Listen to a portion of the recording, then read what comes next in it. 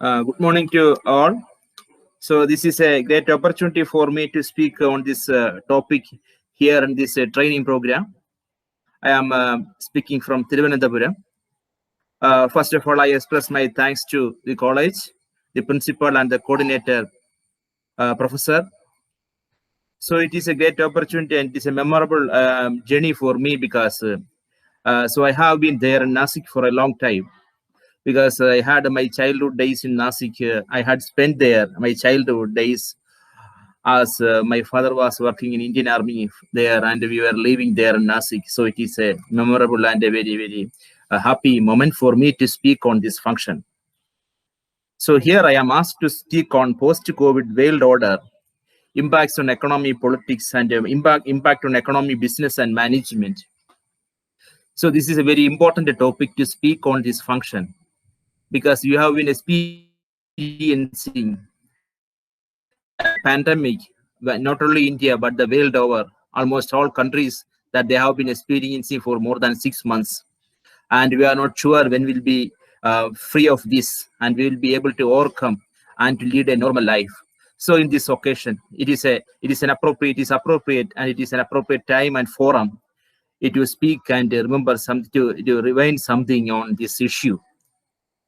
First, before coming to the actual topic on impact of COVID on economy, business, and management, my topic is on post-COVID world order. Then world order. When we think of world order, we must remember and we must rewind something that happened for the last so many years, almost 2000 years. Let me first explain the recorded history of world order that was written by A. Madison. A. Madison is an economic historian. A. Madison, his book is World Economy, a Millennium's Perspective, published by OECD in 2000, Organization for Economic Development, Economic Cooperation Development in Paris, that they published a work done by A. Madison. That is a recorded history accepted by all academics world over, and the world countries and the economic institutions world over. So it is accepted that the world economic history by A. Madison says India and China enjoyed almost 25% each. That is, India and China together had a 50% share of world economy, world production for an whole period of zero common era to 1750. This is not a simple thing. For almost 1750 years, that is a recorded history. Prior to AD, prior to zero common era, we have no idea. But from zero common era to 1750, India and China shared 25% each, that is together 50% share of world economy. This was a world order that India enjoyed supremacy in economic production, distribution, consumption. That was one world order. When we think of post-COVID world order, we must see what was the world order that we had for an almost 1715 years. The next, it was reconfirmed by an Indian economist, Indian economic historian, and Indian historian by Dharampal. People call Dharampal. Some people call Dharampal, and we in North India, South India, we call him as Dharmapal. He has studied a lot and published on pre-British Indian economy, pre-British India, pre-British education, pre-British industry, pre-British production, then education. So many things he has written. So Dharampal also confirms the same idea of A. Madison. So I suggest this as a reference for your study. This is A. Madison study on world economy. So this was on world order that world India enjoyed a share of 20%, 25% for a whole period. No country in the world, in the recorded history, enjoyed such a huge share for an whole period of almost 1715 years. So what happened after that? After there was second world order, world economic order that changed the dominance of India and China. Then that space was occupied by the Britishers, especially the West. We know we have studied about industrial revolution in the West, especially in Britain and in many other European countries, France, Germany. They had industrial revolution from from 18th century, from after 1750, they had Industrial Revolution. So Industrial Revolution also, there are two arguments. One argument is it is Industrial Revolution that the West had because the West experienced development, revolution in science and technology. Science and technology, we know it is knowledge. They had a revolution in knowledge, revolution in the knowledge of science, geography. Then they had a knowledge in history, education, arms production, arms usage. So they had a revolution in science and technology and knowledge. That knowledge led them, equipped them to have an experience, an industrial revolution, industrial production, and dominate the rest of the world. The West started dominating the rest of the world after the industrial revolution, that they enjoyed absolute dominance, that we call, that is one reason for colonization after 1750 or 1600, after the industrial revolution. That is one argument. It is a knowledge that led to dominance of the West. Second argument is the other way. It is a colonization that equipped the Western powers, especially Britain, France, Germany, and Spain, Portugal. All these people, they had colonies in poor countries in Asia, Latin America, that enabled them to mobilize raw materials from the rest, especially from the eastern side, Africa and Asia, that they mobilized raw material from here, and they had a production there in the West, and they started marketing in Asia and Africa. So that is the reason for the Industrial Revolution in the West. So these are the two arguments. But one thing is that I remind you, both enabled the Western powers, means the Europeans, to experience Industrial Revolution. Both are right. They had a revolution in science and technology. At the same time, this revolution in science and technology enabled them to travel to different parts of the world, and they dominated. They mobilized raw material, and they had industrial revolution in the West, and they used the eastern countries, especially countries in Asia and Africa, as a market for the finished products produced in the Western countries, especially in the Britain. So this is another world order. The first world order is from that is recorded history from zero common era 1750. Then after that, the power shifted from China, from India, China, from Asia to Europe, especially to Western Europe. So also, as part of this world order, this is the second world order, I say. As part of the second world order, what happened there? We had two colonies. One was colonies of settlement, and another was colonies of exploitation. So India was a colony of exploitation. Sri Lanka was a colony of exploitation. So such countries, we were colonies of exploitation. There were colonies of settlement. Settlement colonies were there in Australia, New Zealand, Zimbabwe, South Africa. These countries there, the Europeans went and settled down, and they had their descendants there still now. And in North America also, we call the United States of America, it was a colony of settlement of the Europeans, mainly the British. So these are the two colonies. So this was the second world order. The nature of the second world order, they had colonies of settlement and colonies of exploitation. So United States of America and Australia, New Zealand are classic examples of colonies of settlement, and India was an example of colony of exploitation. So this is the second world order that they had. And the future, when we talk about economics, economics management and business, we must understand what happened, the revolution of knowledge in economics management and business. They had a revolution, especially, of course, they had a revolution in the 18th century. The classic book, Wealth of Nations, an inquiry into the nature and causes of wealth of nations, was published by Adam Smith in 1776. He was an advisor to the British prime ministers then at that time, that William Pitt. They were the prime ministers then for the period of 1756 to 1760. 1756 to 1760, William Pitt was the prime minister. He had a war with France, and he dominated France. And this person, Adam Smith, he was associated with then the British prime ministers there. He was advisor then. He argued for free market, laissez-faire, laissez-faire, least intervention state in economic affairs. He was favoring this laissez-faire policy, free trade, free market economy principles. He was telling this. Then what happened then? This world order, the second, that I say, the second world order of laissez-faire, of colonial settlement and colonial exploitation, were fueled by the ideas and knowledge of Adam Smith in the 18th century. Then at the time, the Britain was arguing for free trade, free trade with the world economies, but the US policy was free internal trade and restricted foreign trade.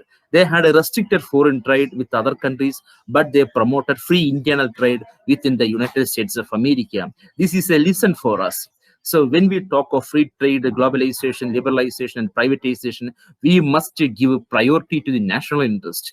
Then at that time, the 18th century, when Britain was speaking of free trade and laissez-faire, the US policy was free internal trade and restricted foreign trade, because for the US, the United States of America, the national interest and interest of their economy and people was supreme then. So this is a lesson for us when we talk of Atmanirbhar Bharat, and when we talk of this post-COVID world economic order and India's role.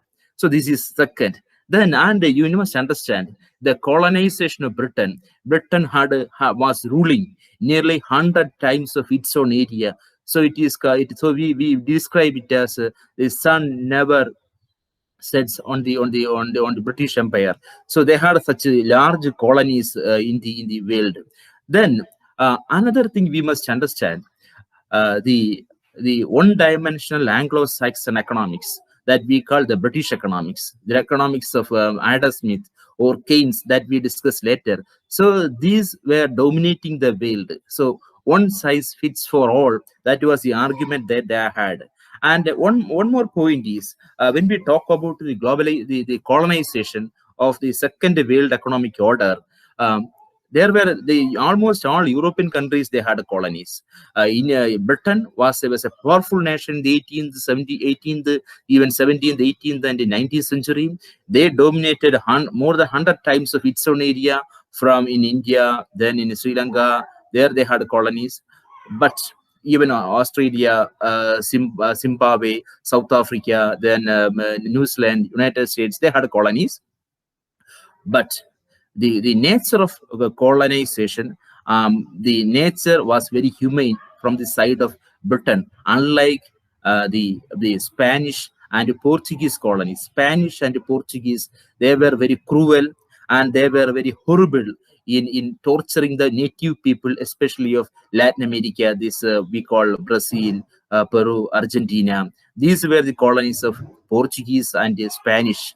And all these things, the nature of colonization has been described in a well researched, published book that we call. But the title of the book is "Why Nations Fail." "Why Nations Fail" was published by this two American economists. His name that now I don't remember. That I will tell you later. The "Why Nations Fail," that book has the cruelty, the horrible situations of the Spanish and Portuguese people in the Latin American countries. So I say you, so the second reference for you is Why Nations Fail. First is a Madison book on world economy, a millennium perspective. Second one is this book, Why Nations Fail, by Robinson and two persons. So this is another world order that we had from 17th, 18th, and up to 19th century. Then what happened in the middle of 19th century? What happened? There was a third world economic order was emerging. Third world order was emerging in the sense that by 1930, they had a colony of the Britain. They were ruling by 1930. They had absolute dominance in the rest of the world. The West had dominance in the rest. So what happened after 1930? After 1930, we know the Second World War started by 1939. And the war was mainly between Europeans. It was a war between whites and whites. But Japan was an exception. It was a war between whites and whites.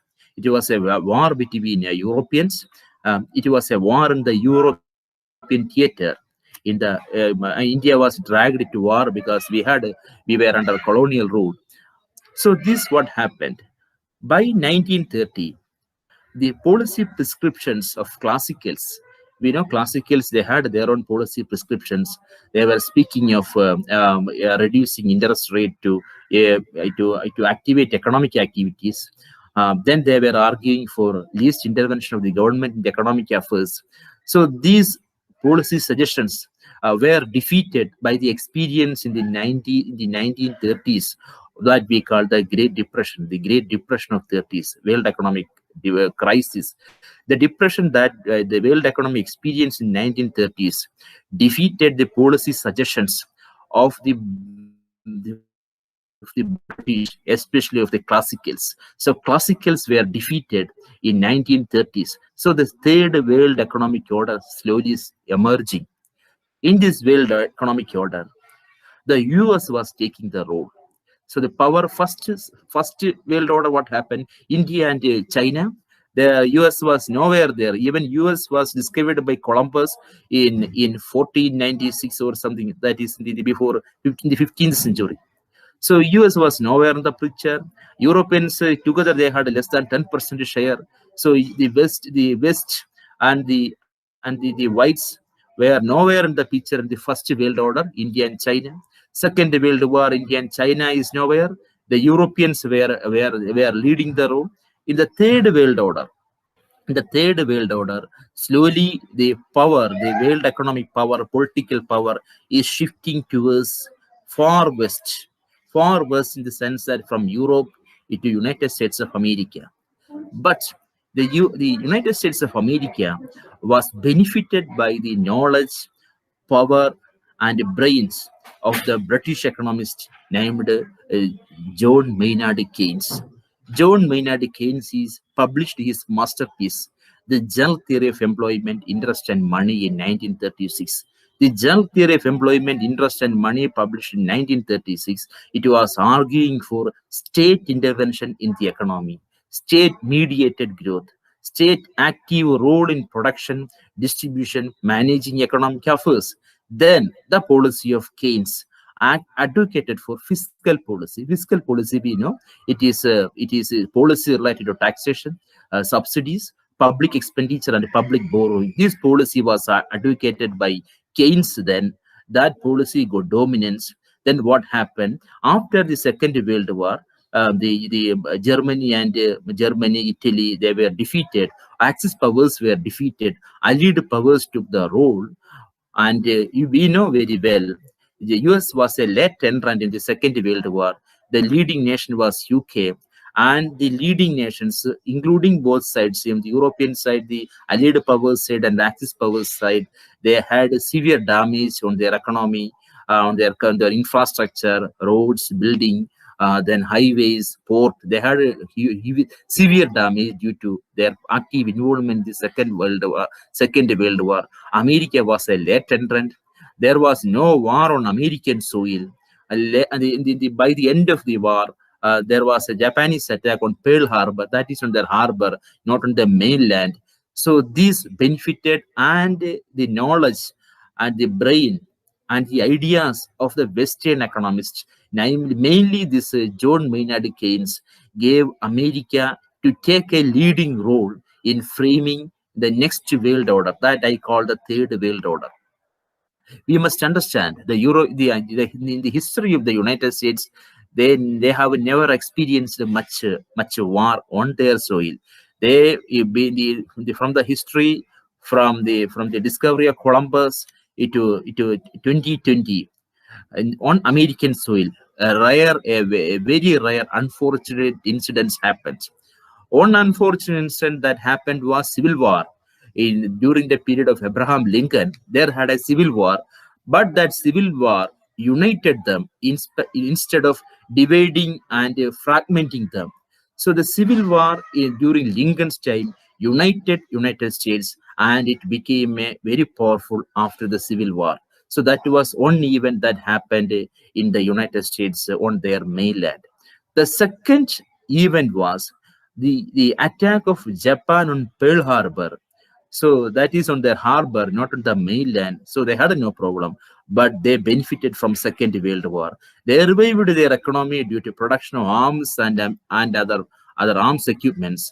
So they benefited, and later by the end of Second World War, they had a lead. They took a lead in world economy, polity, and international relations.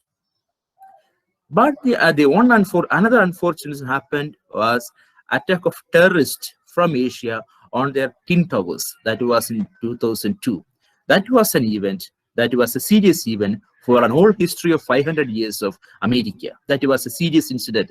And after that, they conveyed a very good message to the world. Only on in 2002, after never they experienced a terrorist attack. So that was the lesson they taught the terrorists by attacking Afghan and other parts, and capturing terrorists, and stopping terrorism. So they were giving utmost importance and priority on protecting their national interest, their security of the people, security of the nation, and their economy, society, polity, and people. So that is the lesson we must understand. So for all these countries, for all history of 500 years or 300 years, all the developed countries, they were following nation first. National interest is supreme for them for an old period in the economic history. Then what happened after the Second World War? We had a conference. That conference we called Bretton Woods Conference in New Hampshire. New Hampshire is a city in United States. There in 1944, almost 44 countries. India was also a member. There they started Bretton Woods institutions. They are IMF, World Bank, and also there was a proposal to start ITO. ITO was International Trade Organization. So IMF was constituted to give short-term loans and assistance, short-term financial assistance to the member countries for enabling them to meet the short-term financial crisis, giving them foreign exchange, short-term loans to correct the disequilibrium in their balance of payment, foreign exchange crisis. For all this, IMF was constituted, International Monetary Fund was constituted. So this is one institution. Then they constituted World Bank. World Bank is International Bank for Reconstruction and Development. This we call Bretton Woods. International Bank for Reconstruction and Development, that we call Bretton Woods. This we call World Bank. It was started to finance the war-damaged countries of Europe. I said you earlier, the Second World War was a war between whites and whites. It was a war between Europeans. India was dragged into its war without our will. So this is what happened. It was to reconstruct the war-damaged countries of Europe. So they started the World Bank. Then they could not materialize the formation of ITO, International Trade Organization, because America had some objections in the bylaws and the intentions and objectives of ITO. So America objected. So, but what happened later? ITO was renamed and constituted Govt in 1948. Govt means General Agreement on Tariff and Trade. General Agreement on Tariff and Trade, that we call GATT, reduce tariff and increase trade of commodities, trade of goods between countries. So it was arguing for a free trade. It was a multilateral trade forum for member countries can raise their disputes on trade, reducing tariff, increasing tariff, quantity restrictions. So it was forum that was materialized in 1948. So it was formulated. So then what happened? There was a gold exchange standard. It was a gold exchange standard was created. Gold exchange standard means $1 was equal to 1/35 ounce of gold. So that means dollar was made equal to dollar. Dollar was made equal to gold. So this is we call gold exchange standard. Dollar was made equal to gold. So $1 was equal to 1/35 ounce of gold. So this instead of In addition to these three institutions or two institutions, Bretton Woods, they established Bretton Woods, the gold exchange standard. Then you may have a doubt. A nation, United Kingdom, was there for a long period from 17th century to almost 19th century. First, the UK was the nation first went for war against Germany. Then what happened to that nation? That nation slowly went to background. That slowly disappeared into dominance. With the Europeans, with the European economists and their ideas, States of America came forward and took the lead in establishing a world order after the Second World War. So this is the nature of the world economic order, third world order, that you understand. Then the situation you must understand, after the establishing these Bretton Woods institutions and the gold exchange standard, what happened? The US became a heavy importer, huge importer, and the exporters were Germany and Japan in the 60s, in the late 50s, in the 50s and 60s. US, Germany, and Japan were exporters, and the US was the importer. So, what was US giving? US was printing currency. Their currency is equal to gold, 1/35 ounce of gold. So, just printing currency, dollar was printed, and it was and they were giving to their exporters that we call Japan and Germany. They were the leading exporters to Japan, their own enemy in the Second World War. Japan and Germany was on Axis powers side. US was in the Allied power side. So then slowly, by end of 50s and beginning of 60s, these enemies, Japan and Germany, they had doubts. They started doubting the US statement that when you demand a dollar, gold, we'll supply you gold, because it is assumed the US must keep that much quantity of gold equal to their currency that they were printing. But by end of 50s and 60s, they started demanding gold, because they had doubts. They were not sure will the US have this much quantity of gold, because they were printing huge US currency dollar and printing and giving to any country who are exporting to US. So, and they are spending huge money for war and other issues in the international affairs. So then Germany and Japan started demanding gold with the dollar reserve they have. But then the US, what they said, that is abolished. This was very simple. They said it is abolished. So we have that much reserve of gold. So simply they stopped, and it was abolished, and it became final by 1973, when Nixon was the president of the United States. Then what happened? So from a fixed exchange rate system of gold exchange standard, $1 was made equal to 1/35 ounce of gold. It's called a fixed exchange rate system. The world started moving towards a flexible exchange rate system.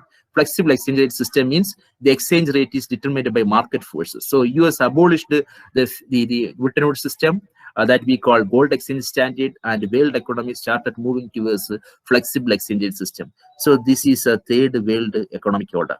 Then again, but slowly, again, US and the West, they continued their dominance through some other ways. By 1970s, what happened? By 1970s, after collapsing the Bretton Woods system, the US were losing their dominance in trade of goods, but they had a dominance in trade of services. But we must understand, we must remember that Govt was formed for a free trade, for a fair trade, for a multilateral trade forum, for goods, not in services. So then, but by end of 70s or the beginning of 70s, US was losing its dominance in goods, but they had dominance in services.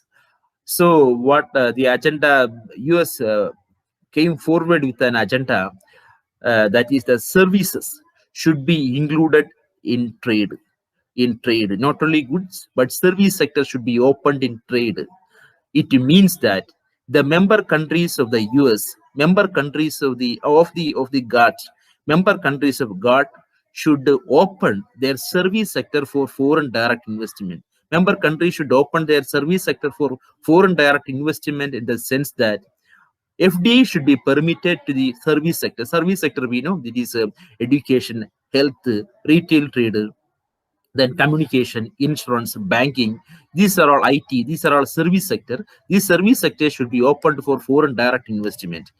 They pursued that agenda of opening the service sector of foreign these member countries, because then only they can play a dominance in world trade, because they have lost their dominance in trade goods.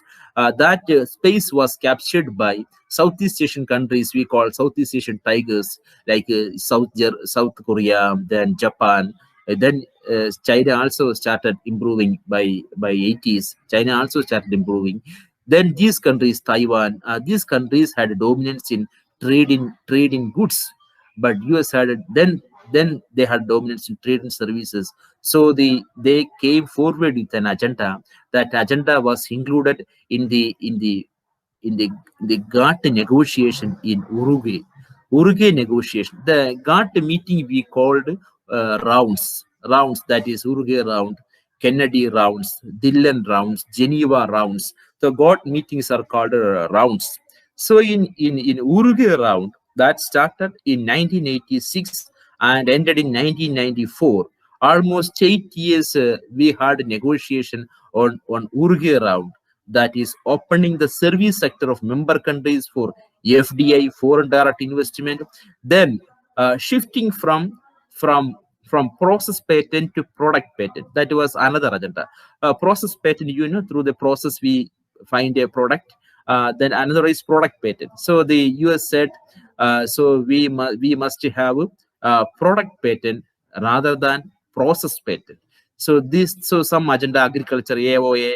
So such agenda they brought in the Uruguay, and that lagged for 8 years to have a final decision.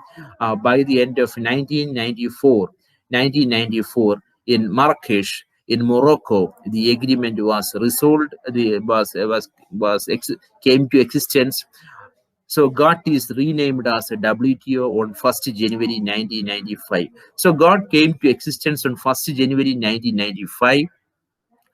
So it is a GATT was renamed as WTO, as World Trade Organization. So this is another world order. Slowly, what happened when US was losing its dominance in goods, they included the agenda of services, and the member countries were forced to open their service sector. India was a signatory in the Marrakesh Agreement. India also is a founder member of GATT with the WTO, GATT and WTO both, and also a founder member of IMF and World Bank.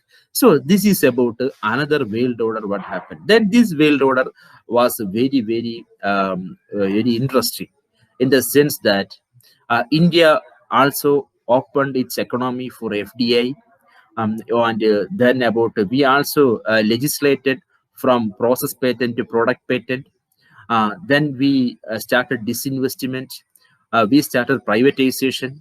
All these policy changes happened in India in 1991, but it was long overdue. It was long overdue in the sense that India, we after independence, we were fascinated by socialist model of or USSR model of development, and our leaders were fascinated by the USSR model of development.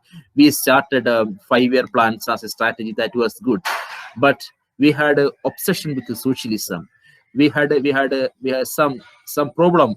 We were against private investment, private entrepreneurship, private talents, enthusiasm, and initiatives and entrepreneurship.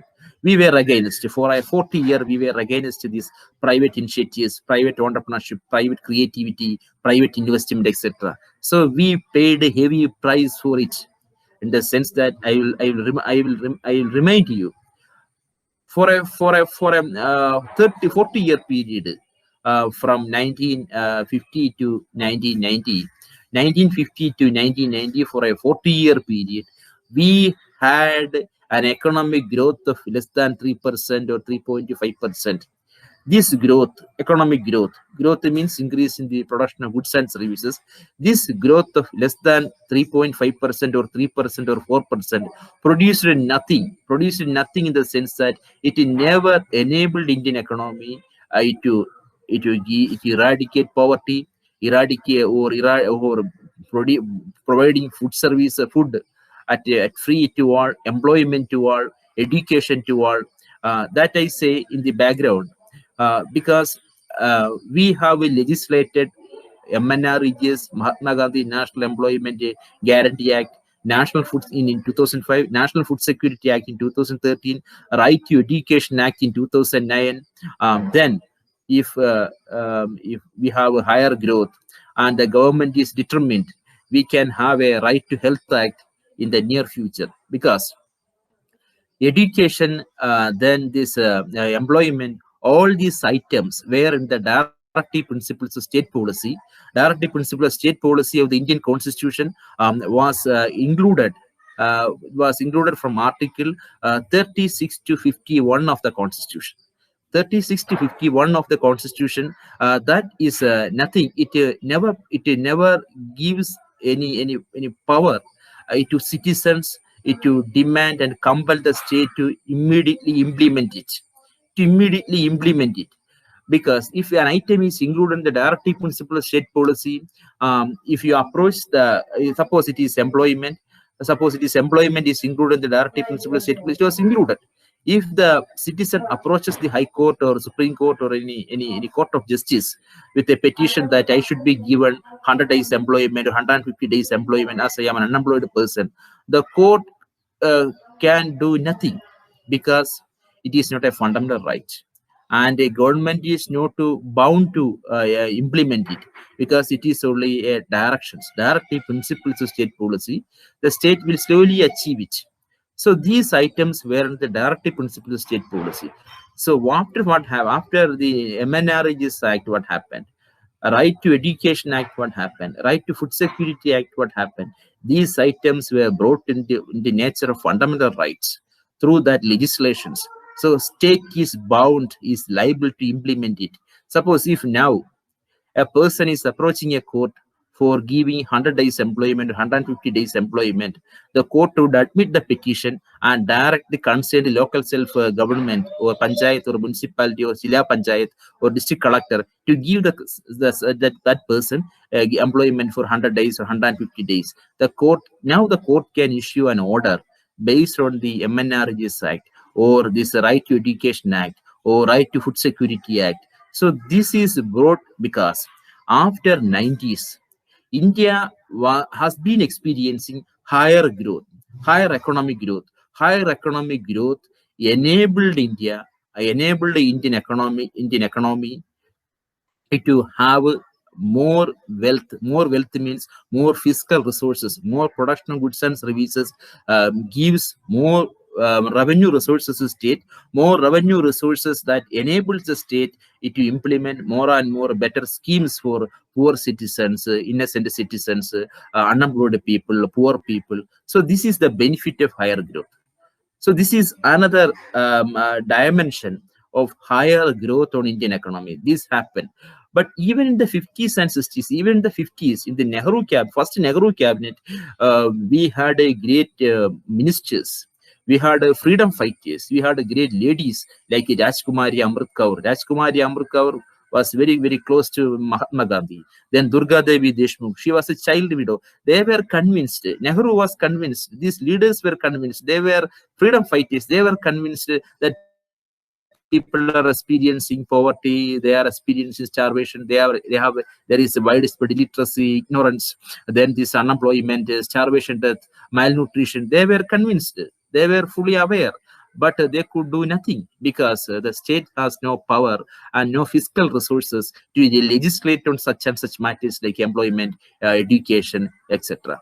So I hope in the after in the post corona world or post corona India, the present government, Modi government, may legislate on right to health act, right to health act That means strengthening your public health centers at the panchayat level or municipality level, then taluk hospitals, then district hospitals, or enhanced district hospital, the status of medical college, then the panchayat hospitals, then the taluk hospitals. So providing all facilities, free treatment to poor in all these whole hospitals, 5-star hospitals in the government sector for poor people, deprived sections, people from hilly area, tribal area, backward area, rural area. So these people who are poor, who must be given free healthcare facilities at a zero cost to all citizens at a free of cost. So this we can hope, and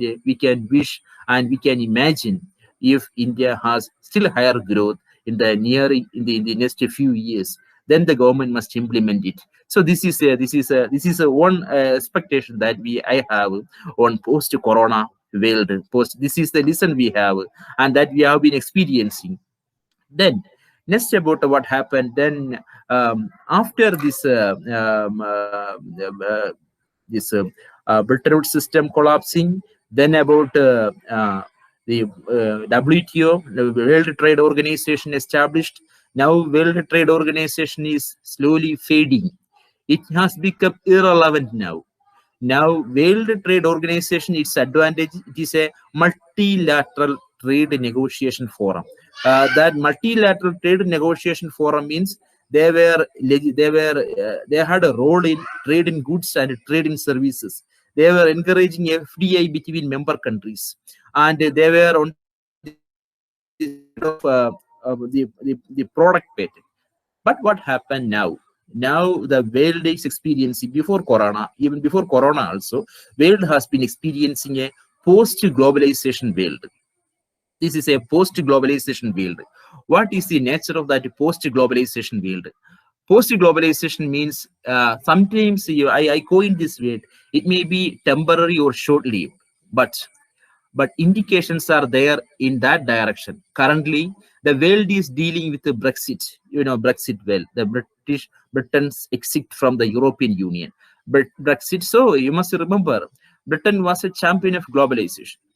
The Europeans were champions of globalizations. So now what happens?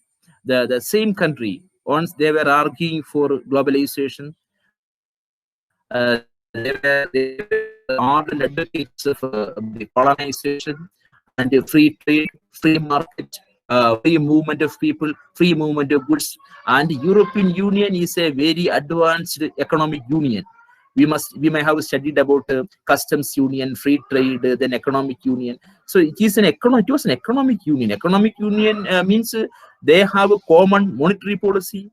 They may have almost a common fiscal policy, common currency, that was euro. So all this, they had a European Central Bank. All this they had, and they were very advanced in globalization. That economic union, the leader, the Britain, exited from from the European Union. So now world is dealing with the Brexit, in the sense that a post-globalization world is emerging. Post-globalization world is emerging. Then currently the world is the Brexit. Then, and nationalist populist sentiments producing leaders such as France Marie Le Pen, a France lady, a lady leader, that is, her name is Marie Le Pen, and United States Donald Trump, Nigel Farage of Great Britain. Nigel Farage is the leader of Britain, and he is expected to elect as the next mayor of Britain, that London, by 2021. If that election that may happen in 2021, this person, Nigel Farage, may be elected as the mayor of London. Then Hungarian Viktor Orban, then Australia's Norbert Hofer, Norwegian Prime Minister Erna Solberg, and many others. So these leaders, these countries, you remember all these countries: United States, Britain, France, then Hungary, then we call this Austria, Norway. All these countries were champions of globalization. They were champions of free trade. They were champions of free market and free flow of FDI. All these countries, the nationalist sentiments, the popular sentiments are against globalization. All these countries, there is a popular sentiments in France, In Germany, it is slowly developing. In United States, in London. So in all these countries, there is a widespread popular sentiments against globalization, against free movement of people from India, Africa, Asia, from other countries. Then trade of goods, trade and services, because they say they lose their identity, they lose their national ethos. These people damage their heritage. These people change the demographic imbalance. That is, demographic imbalance means the religious composition, Christian, Muslim, Buddha. That composition is disturbed.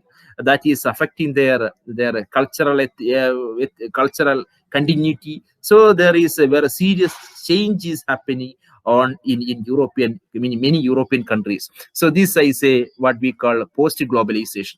And another, political parties and leaders even losing general elections if they speak loudly favoring globalization.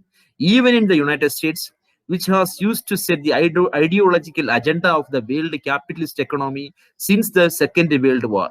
The question is whether the same power centers can steer this new ideological shift and transmit it into the rest of the world, as was done in the past through Bretton institutions and many other means. The same country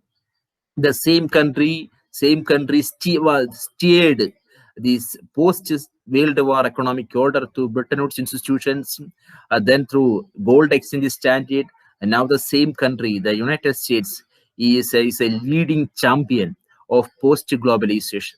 They start speaking against globalization, especially Donald Trump is speaking against globalization. So this is one change that is happening in the world order. And another, there are many data I have about trade. Trade has come down. Then flow of FDI, it has come down.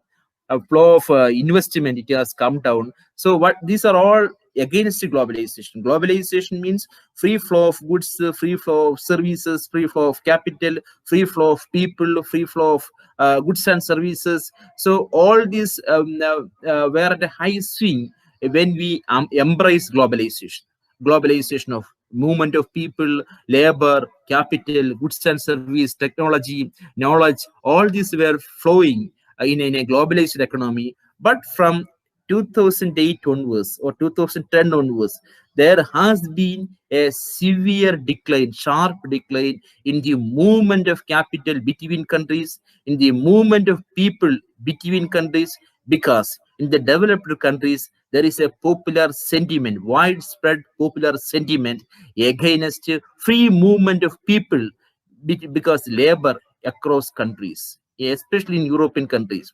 In London, the Western European country, they are against people coming from Eastern European country. We have seen many statements of Donald Trump on migration.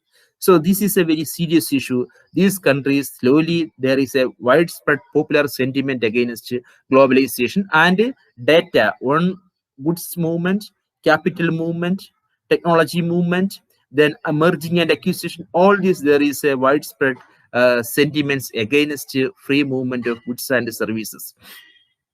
It has a dimensions of security aspects also, security aspects that I don't explain, I will not explain now.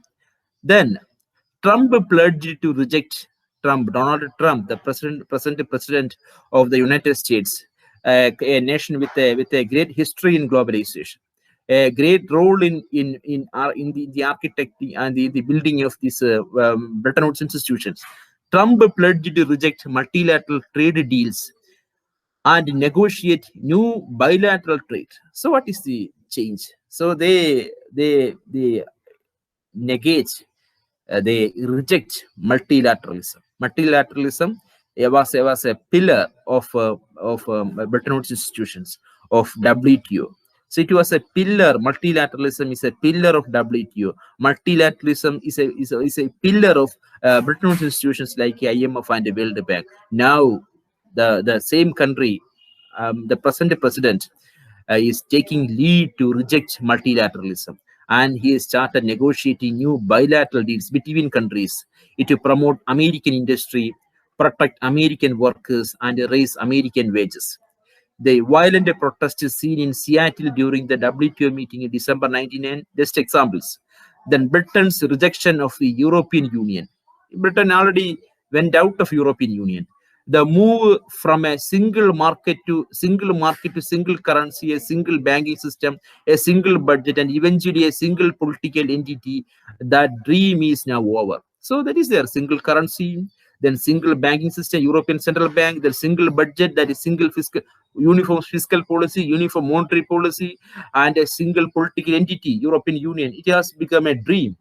It has a dream, so it is not going to fulfill. It is damaged. Then during the close race, and just another event that I am telling this events, and then data, then some quotations, then some political events, because to substantiate that there has been a post-globalization world order that is happening across the globe. And there are leaders in many countries who are very eloquent on this post globalization world. They may not use the word post globalization, but their action, their words, and their intentions are very clear. They are totally against globalization. And during the close race to become the Democratic Party candidate, Senator Bernie Sanders attacked Hillary Clinton on her support to free trade. Bernie Sanders was one of the candidates of the Democratic Party of the United States of America. He was a candidate. He was in a close race to become a candidate of the Democratic Party for the presidential election from this side. But who won the election? The candidateship was given to Hillary Clinton. But Bernie Anderson, he was attacking Hillary Clinton, that Hillary Clinton is supporting free trade. Hillary Clinton was supporting free trade. That was one of the allegations of Bernie Anderson against Hillary Clinton in the close race to become presidential candidate for the US president election. Then another event, Donald Trump openly proposed tilting the terms of trade in favor of American industry. Americanism, not globalism, shall be our creed. This was said none other than the United States president. So then you may be convinced that the world is going towards a post-globalization world order. Following the victory of the first round of France presidential election, Marine Le Pen warned the main thing at stake in this election is the rampant globalization that is endangering our civilization. That Marine Le Pen was very much worried about rampant globalization that is ruining and damaging the French civilization. So this was her concern. Then another event, while addressing the 73rd section of the General Assembly at the United Nations in New York on 25th September 2018, the US president, the present president Donald Trump said, "We reject globalism and embrace the doctrine of patriotism." So that was his comment. It has its deep meaning. The message is very loud and clear. You must understand. Then another event is many people feel left out by globalization. So this was a statement, the loss of faith in international order and institutions. It was stated by Norwegian Prime Minister Erna Solberg in her last visit to New Delhi. This was said by a Norwegian Prime Minister. What she said, many people feel left out by globalization. The loss of faith in international order and institutions. So the world is becoming ready to reject globalization, and the world is moving towards a post-globalization order. And while nearing towards a post-globalization order, then we have been experiencing this corona pandemic. So then there we must have a rethink about the post-world war, post-corona world order. In this statement, what should be our role? What should be our role and India's engagement with the post-corona world order? So for that, the Prime Minister has stated about Atmanirbhar Bharat, etc., and many schemes he has brought out. So before that, I must mention a few points on the impact of Corona on economy, business, and management.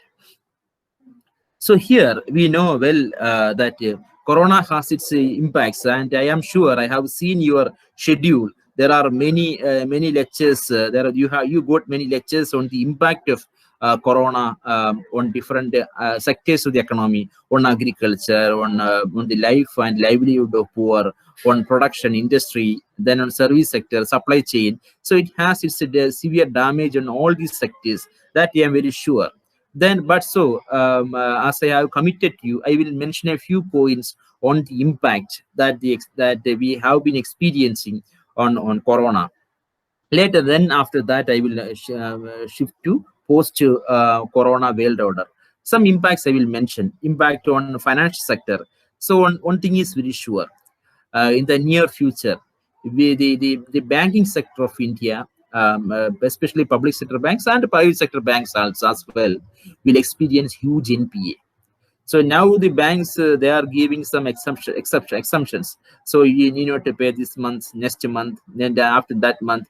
So but there will be a huge NPA. Then we must think and rethink how will we manage it? How will we ensure the fiscal financial health of the banks if we give a huge exemptions? One thing is here, we must give exemptions because there is no business, there is no trade, there is no industry. But how will we overcome the fiscal crisis, the financial crisis of the banks due to emerging huge NPA? Then about people may store redemption in savings. LIC, we may have some saving schemes, or in some banks, we may have some saving schemes, or in some non-banking financial institutions, we may have some saving schemes. So there will be huge redemption in savings. People may stop their saving and redeem their savings. So there is another experience we may have. Then agriculture also. Agriculture is relatively better than manufacturing and services. However, COVID-19 has disrupted some activities in agriculture and supply chains. Then non-availability of labor and harvesting problems in some areas we have there because the returned migrants from their workplace was a serious issue in at the national level. Even now, it was very severe in the last 2 weeks, but even now it is very severe about how will we accommodate how will we accommodate how will we engage them in the production sector. So one news I noticed was the government of Uttar Pradesh has initiated some schemes for employment of returned migrants. So this is one issue. Then supply chain disruptions due to transportation problem is another issue. Farmers have problems in marketing of production, especially fish, milk. Then there is a distress sales of agriculture products.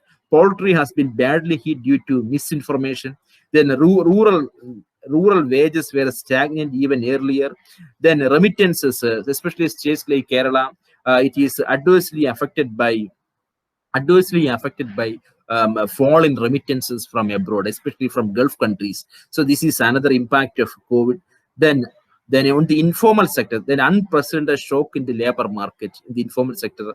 The lockdown has choked almost all economic activity, but the worst affected are the bottom of the pyramid, that particularly informal workers, including migrants. Then urban areas, the pandemic has led to widespread losses in jobs and incomes for informal workers. The more severe issue is unemployment has increased from 8.4% at national level to now more than 30%. So this is a huge unemployment at the national level, from 8.4% to more than 31% unemployment.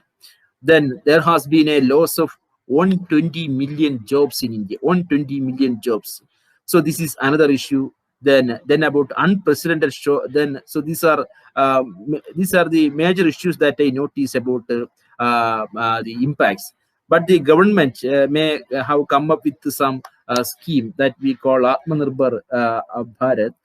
When we talk of Atmanirbhar Bharat, we must remember you I was explaining all this for you to get a correct perspective on our importance India's importance, India's stand on economic policy, political policy, all this. So you see, when UK was following a free trade, the US policy was free internal trade and restricted foreign trade. Because prior to free trade, UK policy was mercantilism. Mercantilism, you may have studied. There is restrictions, control, tax, export, import, regulated. So for a long period, Britain was following mercantilism. When British industry became able to compete and for trade with the international partners, then they started arguing for free trade and laissez-faire. But US didn't accept it. That is the only reason we must understand. And then after that also, then they were arguing for opening the service sector of developing countries in the 70s. And through WTO, then IMF and the World Bank institutions, through creating endorsing these Uruguay negotiations, Uruguay agreements, they realized it. Because one thing is very clear: all these developed countries, in their history of development, they were giving utmost importance, priority to their national interest. No, they are not. They never had fickle fashions. They were never fascinated by some isms, some socialism, capitalism, or some other isms. They were giving utmost importance to their national interest of their people. Their priority was their nation first. That lesson we must understand. The European countries, they were following classical economics or mercantilism. Then they were arguing for Keynesian economics or supply side economics. All these they were arguing. But now they say we are exiting from European Union. Now they say the globalization is ruining and damaging our civilization, cultural ethos. Because when a phenomenon or a policy or a economic union, either globalization or free market economy, if it harms their economic interest, they become totally against such and such policies, and they may take another decision benefiting their people and economy. The US has done it. Trump is doing this, and Trump has been reviving the US economy, bringing back higher growth, then generating employment. But he is against globalization. I quoted many statements by Donald Trump. That is the context in which that I contextualize the Atmanirbhar Bharat. Here also, we must see we have many rules, regulations, act means legislations we have. Especially I mention a few. We have almost we have 54 labor laws at the national level. Then each state governments have their own labor laws. So almost 50 labor laws at the center. Some labor laws were legislated in the colonial period. In 1929, I think in 1929 that a Trade Union Act was passed. 1936 Payment of Wages Act was passed. Then in 1948 Minimum Wages Act was passed. And many legislations were in the peak of our leaders were fascinated by socialism. At that period, they passed many other legislations. Almost all legislations, labor legislations, were passed either in the colonial period or in the socialist period. But now you see the situation. Now the context has changed. But we follow the colonial test, socialist test. The colonial test and the socialist test would never suit the new situation, would never suit the post-globalization world order or post-corona world order. So we must change our old text, old legislations, old acts. I mentioned only a few labor acts to the new context to suit the new situation to make India a powerful nation. So this we must do. This is one thing we must do urgently. So that doesn't mean exploiting labor, harassing them, exploiting them, retrenching them. No, nothing like that. But we must give some flexibility to industrialists, producers. Their talent, their creativity should be protected. It should be encouraged.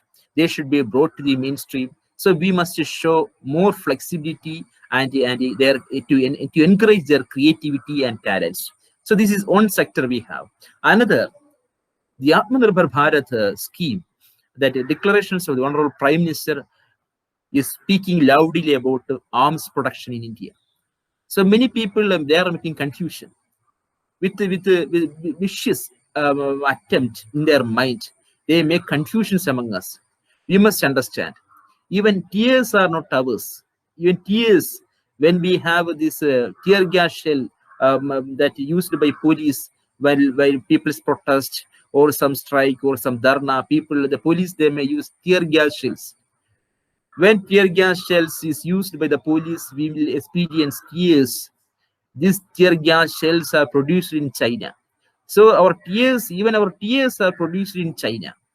So we must have Indian tears and not Chinese tears.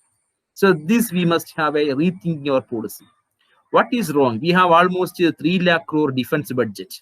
Our budget is 25 lakhs, 24 lakhs crore. 24 lakhs crore is our budget. Out of 24 lakhs crore, 3 lakhs crore is the defense budget. Almost 2 lakhs crore or 1.5 lakh crore is used for purchasing arms, and that money is going out. And that money is going out to whom? It is the private arms producers abroad from the developed countries. There is commission, corruption allegation, some scams, and some commission agents, then many issues, CBI, arrest, etc., prosecution. So wait for that. Why can't we produce arms here by inviting such producers and collaborating Indian arms producers in different chains? So we collaborate Indian producers, permitting Indian producers to join hands with the foreign arms producers and producing arms in India and export arms to outside. And we can become self-sufficient in arms production, create employment and income in India. And India can become an arms exporting nation rather than an importer and buyer. That is leading to many issues. So this is second. So I mentioned these two few points. So this is one thing is very clear. We will experience a post-corona world. And one more thing I remind you. One more thing I remind you that after the Second World War, till then US was nowhere. But immediately after Second World War, what happened? US became a leader in the world. How did it happen? It happened because they had a power of knowledge.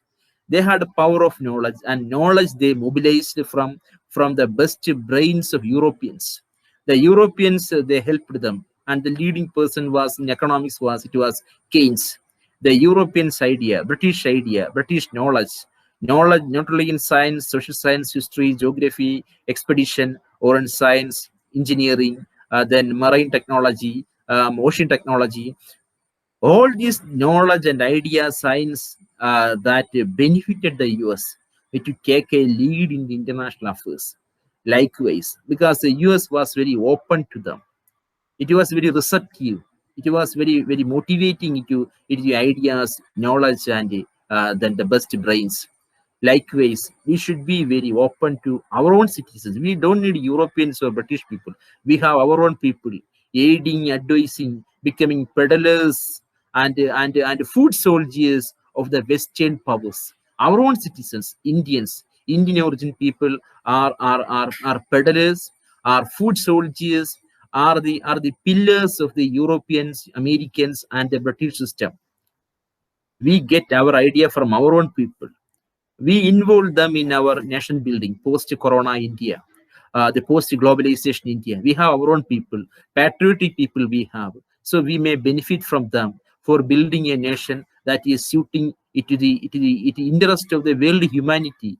India is a nation, any other nation. It is a nation for peace, for dharma. It is a nation for truth. For all centuries, for the history, the memorable history, we have never used our force to attack or encroach others' property, others' lands.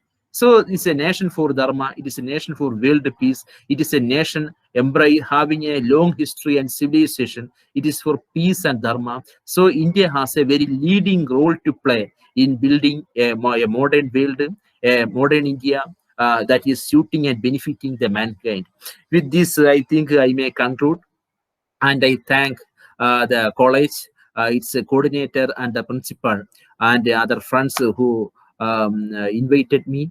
And I thank you all. Thank you very much.